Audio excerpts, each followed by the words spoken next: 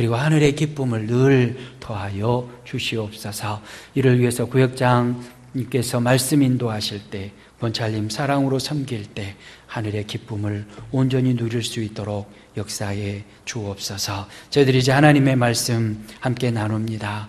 이 말씀이 우리에게 은혜가 되게 하시고 우리의 삶이 변화되어지는 귀한 말씀 될 수 있도록 도와 주시옵시고 저희들을 주장하여 주옵소서. 예수님의 이름으로 기도하옵나이다. 아멘. 지금 우리는 느헤미야를 통해서 이스라엘 백성들이 포로지에서 돌아와서 성전을 재건하고 그리고 성벽을 재건한 그 이후에 일어나는 일들을 함께 말씀을 통해서 살펴보고 있습니다. 8장에서는 하나님의 은혜 안에서 모든 백성들이 한마음으로 성경 읽기를 원했습니다. 그래서 수문학 광장에 함께 모여서 에스라가 읽어주는 말씀을 통하여 은혜 받고 회개하고 하나님 앞에 자복하는, 그 죄를 자복하는 모습들을 함께 살펴보았고요. 9장으로 넘어와서는 그 말씀의 부흥을 경험했던 이스라엘 백성들이 하나님의 언약을 세워서 기록하고 거기에 인치고 봉인하는 그와 같은 모습들을 함께 묵상하였습니다. 그래서 9장 이 38절에 보면 우리가 이 모든 일로 말미암아 이제 견고한 언약을 세워 기록하고 우리의 방백들과 레위 사람들과 제사장들이 다 임봉하나이다 하였더라 라고 말씀하십니다. 과거의 죄를 자백하고 회개하는 것에 만족하지 아니하고 하나님의 뜻대로 살겠습니다 라고 결심한 내용을 기록하고 맹세로 각서를 썼다라는 것입니다.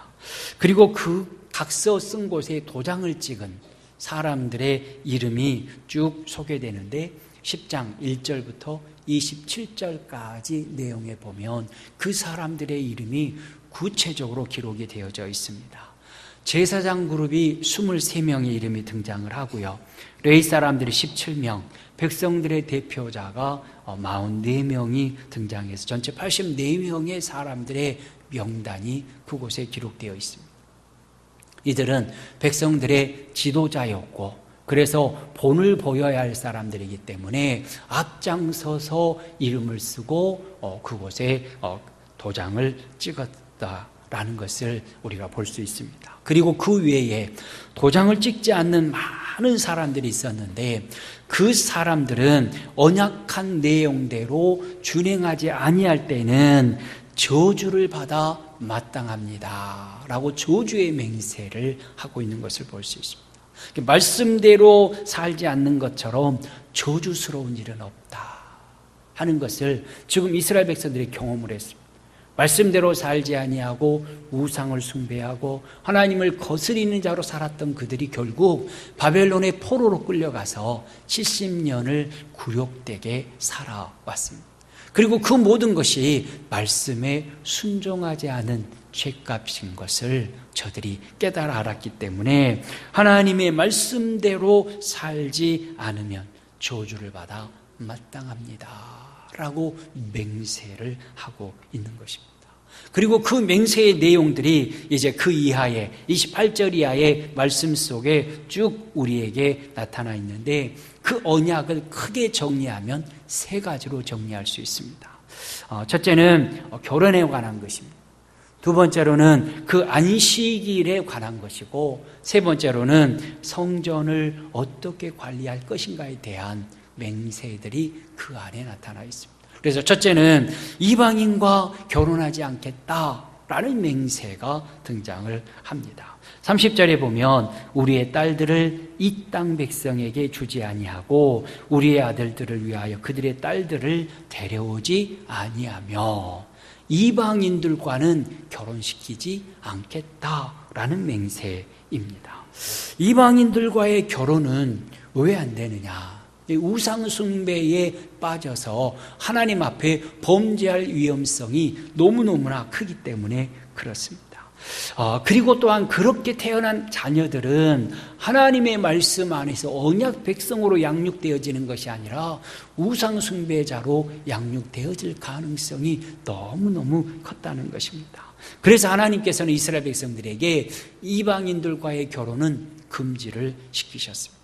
그리고 그 이유는 경건한 자손을 얻기 위함이다 라고 말씀하시죠. 그런데 이방인들과 결혼했던 사람들이 의외로 많이 있었습니다. 에서가, 창세기의 에서가 그리했고요.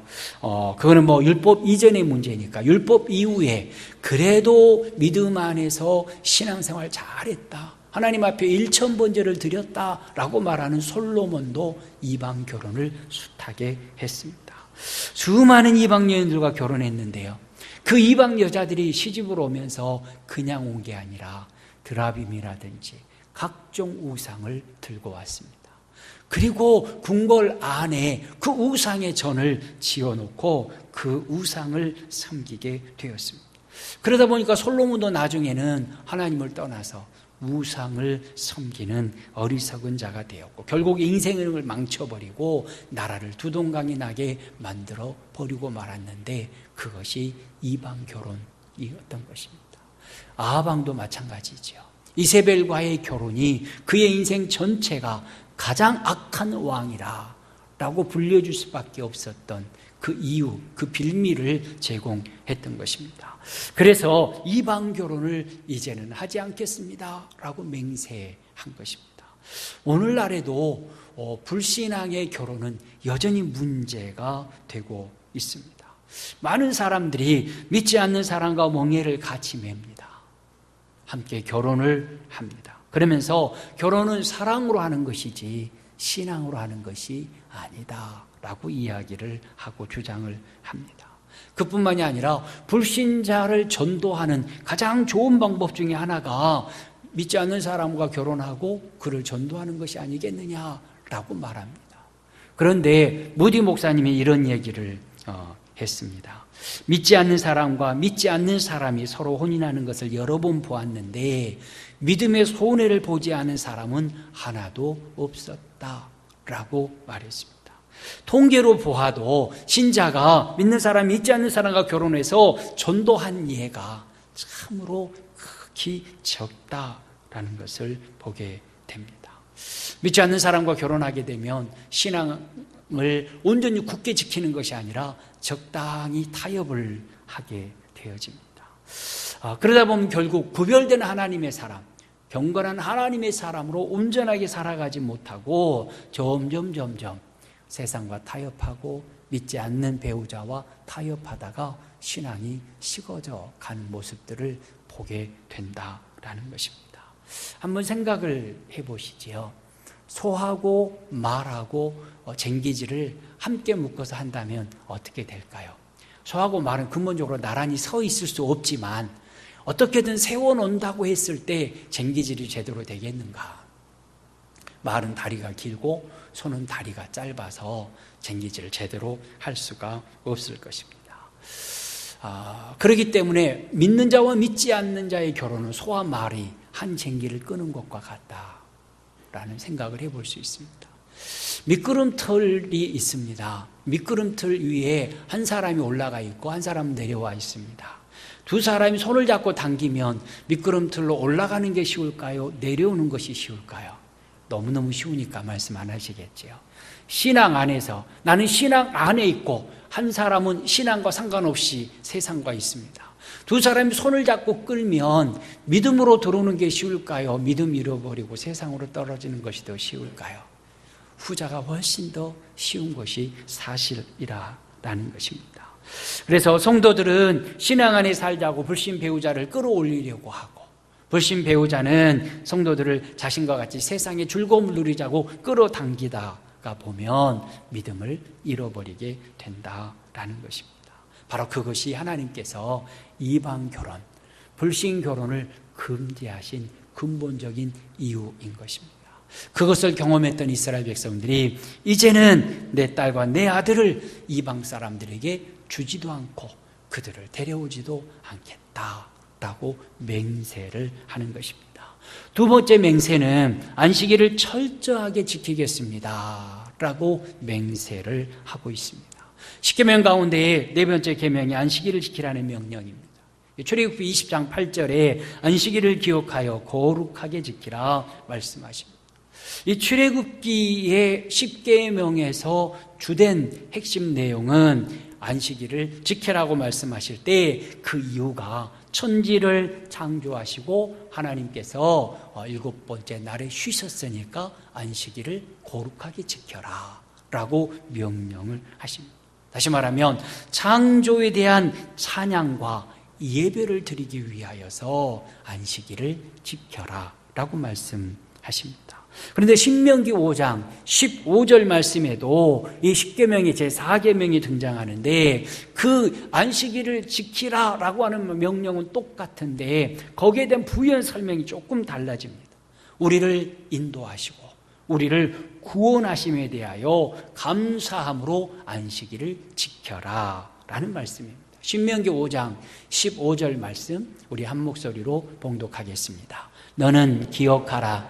내가 애굽 땅에서 종이 되었더니 내 하나님 여호와가 강한 손과 편팔로 거기서 너를 인도하여 내었나니 그러므로 내 하나님 여호와가 내게 명령하여 안식일을 지키라 하느니라. 아멘. 그러니까 안식일을 출애굽기에서는 천지 창조를 중심으로, 신명기에서는 출애굽을 중심으로 말씀하시면서 안식일을 지켜라 라고 명령하십니다. 두 가지, 출애굽기와 신명기의 말씀을 종합해 보면 천지를 창조하신 하나님께 감사함으로 예배드리기 위해서 안식일을 지켜라. 그리고 종되었던 애굽에서 인도하시고 구원하신 하나님 앞에 감사함으로 안식일을 지켜라 라고 말씀하신 것입니다. 그런데 지금 이스라엘 백성들은 성전을 재건하였습니다. 포로지에서 돌아와서 성벽을 재건했습니다. 그런데 아직은 그들이 안식일을 온전하게 지키지 못했다라는 것입니다. 31절 말씀 우리 함께 봉독하겠습니다. 혹시 이 땅 백성이 안식일에 물품이나 온갖 곡물을 가져다가 팔려고 할지라도 우리가 안식일이나 성일에는 그들에게서 사지 않겠고 일곱째 해마다 땅을 쉬게 하고 모든 빚을 탕감하리라 하였고. 아멘. 그들이 지금 맹세했는데 안식일을 지키고 안식년을 지키겠다라고 맹세한 것입니다. 그런데 오랫동안 그 땅에서 살던 백성들, 즉 이방 사람들은 안식일을 지키지 않는 것은 당연하지요. 그 의미를 알지 못하기 때문에 그렇습니다. 그래서 안식일 날에도 다른 날과 동일하게 여러 가지 물건을 가지고 와서 매매를 시도했습니다. 그리고 지금까지는 유대인들도 그들이 가지고 온 물건을 가지고 서로 매매하기도 했었다는 것입니다. 그런데 이제부터는 안식일에, 성일에는 절대로 물건을 그들이 가져온다 할지라도 사지 않겠다라고 맹세한 것입니다. 이처럼 안식일은 하나님과의 관계를 회복하고 나 자신이 하나님의 백성됨을 고백하며 그 놀라운 은혜를 누리는 날입니다. 그러니까 그 날은 하나님 앞에서 창조의 기쁨, 구원의 기쁨으로 예배하며 하나님을 배워야 할 날이 바로 안식일이다라는 것입니다. 그렇다면 지금도 안식일을 지켜야 할 것인가? 지금은 안식일을 지키지 않아도 됩니다. 대신에 구약의 안식일이 신약의 주일로 바뀌어졌습니다. 그 이유는 안식일은 주일에 대한 그림자였기 때문에 실제가 오시니까 그림자는 사라지게 된 것이지요. 골로새서 2장 16절에 그러므로 먹고 마시는 것과 절기나 초하루나 안식일을 이유로 누구든지 너희를 비판하지 못하게 하라. 그것들은 장래일의 그림자이나 그랬습니다. 그러니까 지금 먹고 마시는 것, 절기를 지키는 것, 안식일을 지키는 것 때문에 너희를 비판하지 못하게 하라. 그것은 그림자다라고 말씀하십니다. 그러니 실제가 딱 오시니까 그림자는 사라져 버린 것이죠. 예수님께서도 말씀하셨습니다. 안식일의 주인은 인자라 라고 누가복음 6장 5절에서 말씀하셨습니다. 그러니 구약의 안식일은 그 의미가 참으로 하나님 앞에 영광 돌려드리고 창조의 기쁨과 구원의 감격을 나누는 날이었는데, 예수님께서 오시게 되어지니까 그 안식일의 의미는 이제 다 사라지고 우리 주님이 부활하신 그 부활의 기쁨으로 주일을 하나님 앞에 예배로 영광 돌려드리게 되었다라는 것입니다. 하나님께서는 죄에 빠진 저와 여러분들을 구원하기 위해서 독생자 예수 그리스도를 이 땅에 보내주셨습니다. 예수님이 이 땅에 오셔서 하나님의 뜻에 온전히 순종하심으로 저와 여러분들의 모든 죄를 짊어지시고 십자가에 못 박혀 죽으셨다가 사흘 만에 다시 살아나셨습니다. 그로 인하여서 구원이 완성이 되어진 것입니다. 예수님이 죄값을 다 치르시고 우리를 구원하셨기 때문에 구원이 완성되어졌고, 그리고 그 구원의 완성은 예수님의 부활로 온 땅에 선포되었습니다. 그러므로 주일은 부활 기념일입니다. 예수님이 부활하셨음을 기념하여 함께 모여서 하나님을 찬양하고 영광 돌려드리는 날인 것입니다. 다시 말하면 창조의 기념일이었던 그 안식일이 예수님의 부활의 기념일인 안식 후 첫날 주일로 바뀌어져서 완성되었다는 것입니다. 그래서 우리의 창조주이시고 우리의 구원의 주님이시고 우리의 부활의 산소망 되신 예수 그리스도를 기념하며 주일날 예배를 드림으로 안식일이 주일로 온전히 바뀌어지고 안식일의 의미와 안식일의 제도 자체는 폐하게 되어졌다라는 것입니다. 그래서 안식 후 첫날에 사도시대부터 모여서 하나님께 예배를 드렸습니다. 요한복음 20장 19절에도 이날 곧 안식 후 첫날 저녁 때에 제자들이 유대인들을 두려워하여 모인 곳에 문을 닫았더니 예수님께서 오사 가운데 서서 이르시되 너에게 평강이 있을지어다. 안식 후 첫날 부활을 기념하며 제자들이 모인 것입니다. 사도행전 20장 7절도 마찬가지입니다. 우리 함께 봉독하겠습니다. 그 주간의 첫날에 우리가 떡을 떼려 하여 모였더니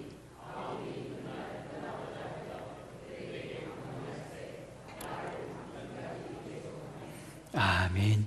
그 주간의 첫날, 안식 후 첫날에 떡을 떼러 모였다. 예수님께서 오실 때까지 나를 기념하라 하시면서 성찬 예식을 제정하셨죠. 그러니까 안식 후 첫날 주일날 성찬 예식을 행하며 하나님의 말씀을 들었다라는 것입니다. 이처럼 주일은 주님과 교제하는 날인 것입니다. 그래서 우리는 이제는 주일 성수를 온전히 해야 된다. 구약의 이스라엘 백성들이 안식일을 지키겠다라고 맹세한 것처럼 우리들도 주일을 온전히 송수하겠다라고 하나님 앞에 고백하며 그 일을 위해서 힘써야 하는 것입니다. 우리가 잘 아는 얘기 있죠. 에릭 리들이라고 하는 사람이 있습니다. 1924년 파리 올림픽 400m 달리기에서 금메달을 땄던 사람입니다. 원래 이 에릭은 100m 주전 선수였습니다. 너무너무나 당연하게 금메달 후보였지요. 그런데 예선 경기를 보니까 주일날 예선 경기를 하게 되었습니다. 그래서 에릭은 나는 주일날은 하나님께만 예배드려야 합니다 라고 예선전을 포기해 버렸습니다. 주일날은 주님을 위한 일을 해야 된다라는 그의 믿음의 고백이었던 것이죠. 그러자 영국의 국민들은 분노했습니다. 조국을 배반한 위선자다. 금메달 하나를 선물해야 되는데 배반해버린 배반자다. 편협하고 옹졸한 신앙인이다 라고 그를 향하여 비난을 퍼부었습니다. 그런데 하나님께서는 이 에릭을 버리지 않으셨습니다. 주종목이 아닌 200m에서 동메달을 땄고요. 더더욱이 주전이 아닌 400m에서 그는 세계 신기록을 세우며 금메달을 획득했습니다. 많은 사람들은 우승의 비결이 무엇이었느냐, 당신은 100m가 주종목인데 400m에서 금메달을 딴 이유가 뭐냐라고 질문하니까 이렇게 대답을 했다고 합니다. 200m는 내 힘으로 열심히 달렸고 나머지 200m는 하나님의 힘으로 달렸습니다. 하나님이 도와주셔서 달릴 수 있었습니다. 라고 고백을 했다고 합니다. 주일 성수를 위해서 가장 당시에 중요하게 여겼던 메달까지 포기할 줄 알았던 에릭은 그 후에 선교사로 나아가서 44세의 짧은 인생을 마무리하면서 하나님께 영광을 돌려드렸습니다. 그렇습니다. 우리가 하나님 앞에 복을 받는 방법은 여러 가지 다양한 방법이 있지만 그 중에 가장 확실한 방법은 주일을 하나님 앞에 온전히 지켜드리며 성수하는 것입니다. 왜냐하면 주일날에는 하나님이 은혜를 주시려고 구별하신 날이기 때문에 그렇습니다. 하나님의 은혜 주시려고 예수 그리스도의 부활을 기념하며 모이는 자들에게 은혜를 부어주시려고 주일은 하나님 앞에 나와 예배하라 라고 말씀하신 날이기 때문에 그날 하나님 앞에 나와 예배하면 하나님께서 준비하신 풍성한 은혜와 사랑과 복을 받아 누리게 된다 하는 것을 기억하면서 주일은 하나님께 영광 돌리며 복 받는 날이다 늘 기억하면서 주일 성수에 힘쓰는 저와 여러분들이 되어질 수 있기를 바랍니다. 그들의 세 번째 맹세가 있는데 하나님의 전을 위하여 헌물을 드리기로 맹세합니다. 하나님의 성전과 하나님의 종들을 돌볼 책임이 이스라엘 백성들에게 있었습니다. 왜냐하면 하나님의 종들, 레위인과 제사장들은 다른 기업을 가지고 있지 않았기 때문에 백성들이 돌보며 섬겨야 했습니다. 그래서 이스라엘 백성들의 생활을 책임져 주지 않으면 그 성전에서 봉사하는 그 일들을 레위 사람들은 감당할 수가 없었습니다. 그동안 이스라엘 백성들은 하나님의 성전을 관리하는 하나님의 종들을 돌보지를 않았습니다. 다시 말하면 11조도 드리지 않았고 각종 헌물도 드리지 않은 것입니다. 그러다 보니까 성전을 관리하는 비용은 부족했습니다. 그래서 하나님 앞에 드릴 재물이 없어서 상번제, 매일매일 규칙적으로 드려야 될 번제를 드릴 수가 없었습니다. 심지어는 제사에 필요한 뗄나무도 나무도 없었다라는 것입니다. 그래서 불을 지필 수도 없었다라는 것입니다. 오늘 이 말씀을, 이 본문을 우리에게 적용해 본다면 그동안의 교회에서 드리는 예배와 교육과 선교 그 모든 일들을 해야 되는데 돈이 없어서 제대로 수행하지 못했다라는 이야기가 되는 것입니다. 이것은 개인적으로는 하나님 앞에 예배 자체를 온전히 드리지 못한 것이 되어지고 그리고 또한 이로 인하여 성전에서 일하는 하나님의 종들이 먹고 살 길이 막혀버리고 말았다라는 것입니다. 그래서 생활고에 쫓겨서 결국 성전에서 나와서 일거리를 찾아 나서게 되어버렸다. 그러니 성전이 다 온전히 자기 역할을 감당할 수 없었다는 것입니다. 그런데 이제 맹세하기를 이제부터는 다시 드리겠습니다 라고 맹세하는데 첫째로는 성전 세금을 제때에 드리기로 맹세합니다. 32절에 우리가 또 스스로 규례를 정하기를 해마다 각기 세겔의 3분의 1을 수납하여 하나님의 전을 위하여 쓰게 하되 하나님 앞에 성전세를 규칙적으로 해마다 드리기로 그렇게 맹세한 것입니다. 이 성전 세금은 성전을 보수하고 유지하기 위해서 쓰이는 그런 예물입니다. 그리고 33절에는 드리는 예물이 하나님 앞에 온전히 잘 드리기 위해서 예물을 드려야 되겠다, 제물을 드려야 되겠다. 34절에는 성전에서 사용할 나무들을 분담해서 서로 공급하겠다라고 맹세를 합니다. 지금까지는 그와 같은 것들을 하지 않았기 때문에 하나님 앞에 온전히 제사를 드릴 수 없었지만 이제부터는 그 일을 감당함으로 하나님 앞에 영광을 돌려드리겠다라고 맹세한 것입니다. 혹시 성도 여러분들 중에서 지금까지 하나님의 교회에서 교회가 어떻게 사역을 하고 또 어떻게 유지되어지고 관리되어지는지에 대해서 관심이 별로 없었던 분이 계신다면 이제부터는 하나님의 영광을 위하여 관심을 가져 주시기를 바랍니다. 그래서 매달 첫 주에 모이는 제지교를 통하여서 우리 교회에 어떻게 드려지고 어떻게 사용되어지고 그래서 하나님께서 어떻게 영광을 거두셨는가 살펴보면서 적극적으로 협력하는 은혜가 있으시기를 주의 이름으로 축원합니다. 또한 두 번째로는 첫 열매를 하나님께 드리겠다라고 맹세했습니다. 출애굽기 23장 19절에 보면 내 토지에서 처음 거둔 열매의 가장 좋은 것을 가져다가 여호와의 전에 드릴지니라 라고 말씀하셨는데 그리하지 못했다. 그래서 오늘 본문 35절에 해마다 우리 토지 소산의 만물과 각종 과목의 첫 열매를 여호와의 전에 드리기로 하였고 드리기로 맹세했다는 것입니다. 그래서 하나님의 말씀대로 이제부터는 순종하겠습니다 라고 맹세한 것입니다. 세 번째로는 11조를 드리기로 맹세했습니다. 조금 전에도 말씀드렸습니다마는 가나안 땅을 정복할 때에 하나님께서 레인들에게는 기업을 나눠주지 않으셨습니다. 대신에 하나님께서 기업이 되어주시겠다라고 말씀하셨습니다. 그래서 다른 지파가 11조를 드리면 성전에서 봉사하는 레인들과 제사장들이 그 11조를 가지고 생활을 하게 되었습니다. 그러니 백성들이 11조를 드리는 것은 레위 사람들의 생활을 안정시켜주고 그로 인하여서 하나님을 섬기는 일에 전념할 수 있도록 하기 위한 하나님의 안전장치였습니다. 그런데 그동안 여러 가지 이유로 11조를 드리지 않았다는 것입니다. 그러니 레위 사람들은 성전에서 봉사하는 것이 아니라 자기 생계를 위해서 돈벌이가 될 만한 일을 찾아서 각처로 흩어져 버린 것입니다. 그런데 이제부터는 11조를 드려서 레위 사람들이 성전에서 하나님께 제사드리고 하나님의 영광을 위하여 행하는 그 일에 전념하도록 하겠다라고 말씀하십니다. 37절 하반절에 우리 산물의 11조를 레위 사람들에게 주리라 하였나니 이 레위 사람들은 우리의 모든 성읍에서 산물의 11조를 받는 자임이며 그랬습니다. 이처럼 11조를 드린다고 하는 것은 레위 사람들 성전 봉사자들의 생활을 책임지는 것이었다라는 것입니다. 그래서 그동안에 생업을 위해서 흩어졌던 많은 사람들이 이제 돌아와서 하나님 앞에 바르게 온전히 헌신할 수 있도록 하겠다라고 맹세한 것입니다. 결론을 맺으려고 합니다. 이스라엘 백성들의 마음속에 이제는 하나님의 백성답게 살려는 마음이 그리고 열심이 생겼습니다. 에스라를 통해서 하나님의 말씀을 들었고요.